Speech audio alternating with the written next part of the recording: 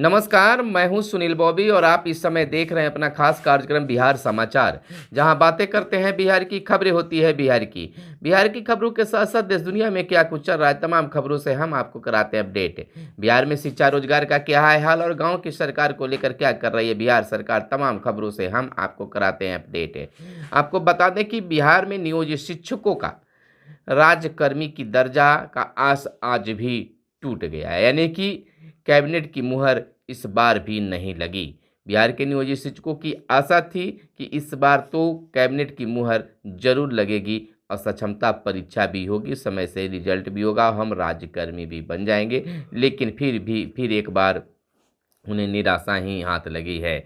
इधर बात आंगनबाड़ी सेविका और सहायिका की कर ले तो आंगनबाड़ी सेविका और सहायिका की कुछ संगठन जो है आज भी अपनी मांगों को लेकर सक्रिय है, सरकार पर दबाव बनाने की कोशिश कर रही हैं।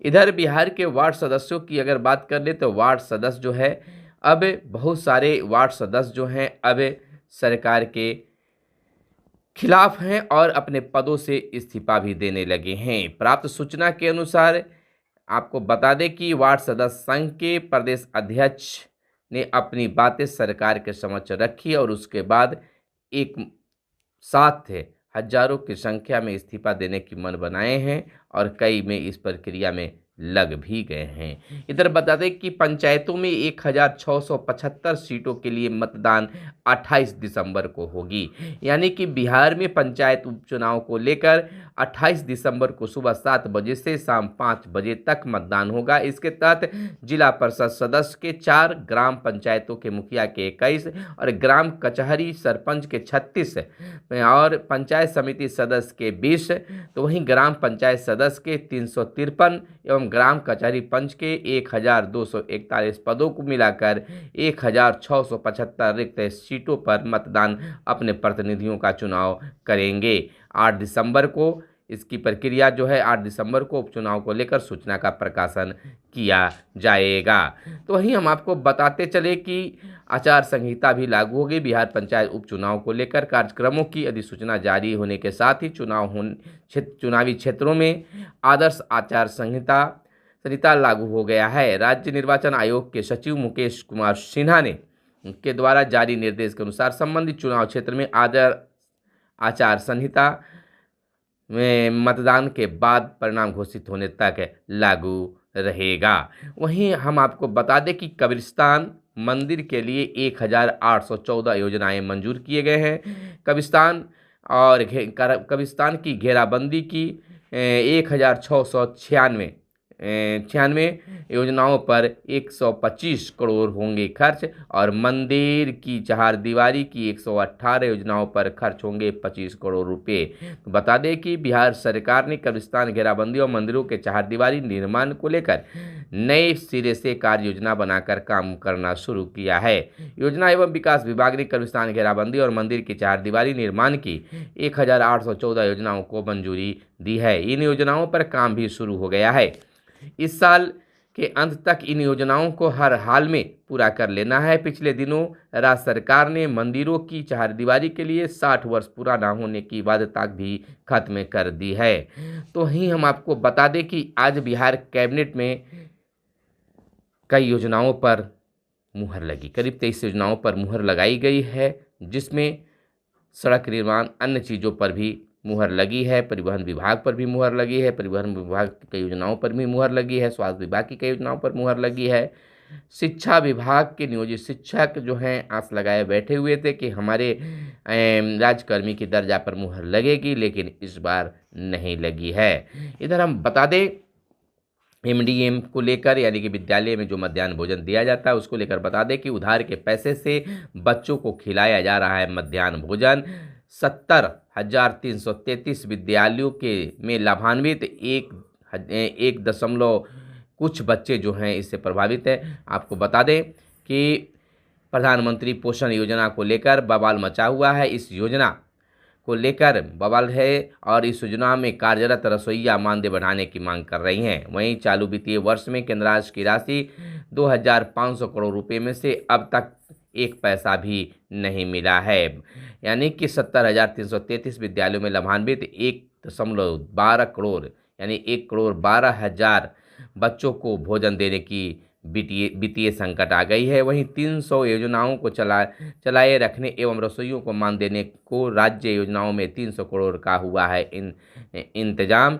और इधर हम आपको बता दें कि 439 माध्यमिक स्कूलों की मान्यता जो है निलंबित हुई है। मापदंड पूरा नहीं करने पर बिहार बोर्ड ने बैठक कर यह बड़ा निर्णय लिया है। आपको बता दें कहीं पर कक्षाओं की कमी है तो कहीं पर शिक्षक ही नहीं है। स्कूलों की जांच शिक्षा विभाग के अधिकारियों ने की थी, यानी शिक्षक नियुक्ति परीक्षा का केंद्र बापू परीक्षा भवन में भी होगा। तो इधर हम आपको बता दें कि बिहार बोर्ड ने राज्य के 439 माध्यमिक और 7 उच्च माध्यमिक विद्यालयों की मान्यता को निलंबित कर दिया है। इसका निर्णय बोर्ड बैठक में लिया गया है। इधर बता दें कि बोर्ड अध्यक्ष आनंद किशोर ने यह जानकारी भी शेयर की है। तो वहीं बिहार में अगले वर्ष से कोहरे का अलर्ट भी मिलेगा। विजेंद्र प्रसाद यादव योजना एवं विकास मंत्री का कहना है कि हम कुहासों को लेकर बहुत मजबूत अलर्ट सिस्टम विकसित करने की योजना पर काम कर रहे हैं। इसके तहत बिहार में कोहरा, धुंध, शीतलहर की निगरानी एवं पूर्वानुमान के लिए एक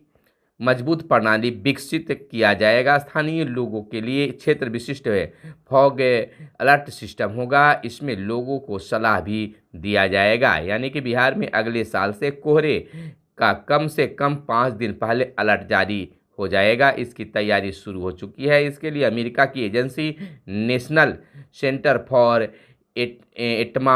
एटमॉस्फेरिक रिसर्च यानी कि NCAR बिहार को मदद देगा। तो यह पंचायतों में इसकी काम होगी, यानी कि इसके लिए पंचायतों के स्तर पर 1 किलोमीटर 36 ग्रिड दूरी पर मौसम अनुसंधान और पूर्वानुमान मॉडल विकसित किया जाएगा। तो यह एक बड़ी काम भी बिहार में हो रही है। वहीं बात जदयू की कर ले तो जदयू ने फिर नीतीश कुमार को PM के योग्य बताया, यानी कि जदयू ने एक बार फिर से मुख्यमंत्री नीतीश कुमार को प्रधानमंत्री पद के लिए योग्य बताया है।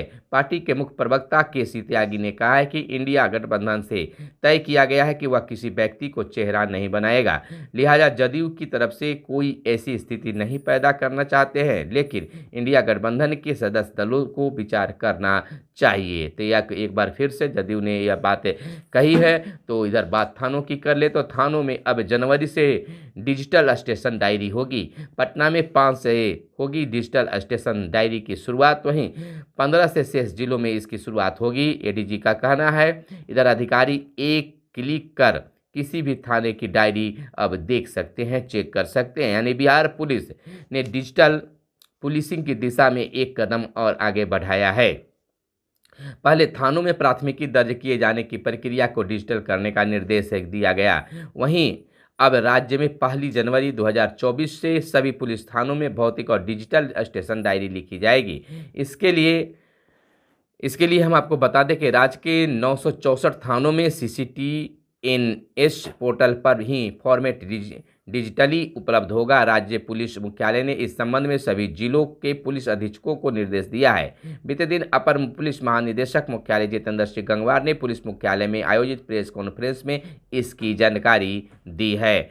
तो वहीं हम आपको बता दें कि नौकरी के लिए फर्जी दस्तावेज दिए केस हुआ दर्ज। बिहार तकनीकी सेवा आयोग ने पकड़ा फर्जीवाड़ा, जांच में जुट गई है पुलिस। इधर बता दें कि सरकारी नौकरी के लिए फर्जी दस्तावेज जमा करने का मामला एक बार फिर सामने आया है। बिहार तकनीकी सेवा आयोग द्वारा मत्स्य विकास पदाधिकारी की नियुक्ति के लिए 10 अभ्यर्थियों ने BSc के फर्जी दस्तावेज जमा कराए थे। जांच में दस्तावेजों के फर्जी पाए जाने पर बिहार तकनीकी सेवा आयोग ने अभ्यर्थियों के खिलाफ सचिवालय थाने में मुकदमा दर्ज कराया है। तो वहीं हम आपको बता दें कि ईंट भट्ठे पर पढ़ने वाले बच्चों को भी अब मिलेगा प्रमाण पत्र, यानी कि श्रम संसाधन विभाग ने बिहार के हर 5-10 ईंट भट्टों पर एक स्कूल खोलने की योजना पर काम शुरू कर दिया है। विभाग ने बीते दिन बैठक कर यह निर्णय लिया है कि ईंट भट्टों पर खुलने वाले स्कूलों में पढ़ने वाले बच्चों को प्रमाण पत्र भी दिया जाएगा, जिससे वे आगे की पढ़ाई यानी कि उच्च शिक्षा प्राप्त कर सकेंगे। तो आगे की खबर हम बता दें कि इंडिया गठबंधन से ये निकल कर आई है कि बैठक में शामिल होंगे लालू प्रसाद यादव, ललन सिंह और तेजस्वी यादव के साथ संजय, यानी कि 5 राज्यों के चुनाव नतीजों के बाद यह अहम बैठक मानी जा रही है। दिल्ली में बुलाई गई बैठक में लोकसभा चुनाव की रणनीति पर चर्चा हो सकता है। 5 राज्यों के चुनाव परिणाम बाद कांग्रेस के राष्ट्रीय अध्यक्ष मल्लिकार्जुन खड़गे द्वारा 6 दिसंबर को इंडिया गठबंधन की दिल्ली में बुलाई गई बैठक में बिहार के दोनों प्रमुख दल जदयू राजद के नेता शिरकत करेंगे। बैठक में मुख्यमंत्री नीतीश कुमार खुद तो नहीं जाएंगे, उनकी ओर से जदयू राष्ट्रीय अध्यक्ष राजीव रंजन उर्फ ललन सिंह तथा जल संसाधन मंत्री संजय कुमार झा शामिल होंगे। राजद खेमे से पार्टी सुप्रीमो लालू प्रसाद और उप मुख्यमंत्री तेजस्वी प्रसाद यादव भी शामिल होंगे। तो इस तरह से इंडिया गठबंधन की यह चुनाव के बाद 5 राज्यों में चुनाव के बाद पहली बैठक मानी जाएगी। इधर मठ मंदिरों की जमीन और संपत्ति का ब्यौरा जल्द ऑनलाइन होगा। यानी विधि सचिव और धार्मिक न्याय समिति के अध्यक्ष ने जिलाधिकारियों को दिया है खास निर्देश। यानी बता दें कि बिहार में मौजूद सभी मंदिर मठ की जमीन समेत पूरी संपत्ति का ब्यौरा एकत्र करने की कवायद फिर से तेज हो गई है। जिलाधिकारियों को अपने अपने जिले के सभी मंदिर और मठ की जमीन समेत पूरी संपत्ति का विस्तृत ब्यौरा ऑनलाइन करवाने के लिए कहा गया है। यह पूरा ब्यौरा बिहार धार्मिक न्याय बोर्ड परिषद के पोर्टल पर अपलोड करना है। इसका उद्देश्य मंदिर मठ की सभी संपत्ति का विवरण सार्वजनिक करना माना जा रहा है। तो वहीं आपको अगली खबर बता दें कि एक रिपोर्ट है कि गंभीर अपराध के मामलों में बिहार 21वें स्थान पर है। बिहार गंभीर अपराध के मामलों में पूरे देश में 21वें स्थान पर है।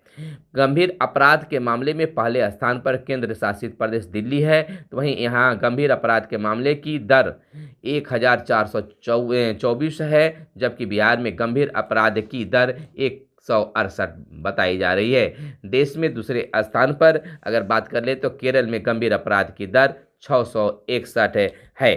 तो इस तरह से बिहार जो है 21वें स्थान पर है। तो इधर इंटर परीक्षा एक को और मैट्रिक की परीक्षा 15 फरवरी को होगी। यानी 1 फरवरी को इंटर की परीक्षा, 15 फरवरी से मैट्रिक की परीक्षा शुरू होगी।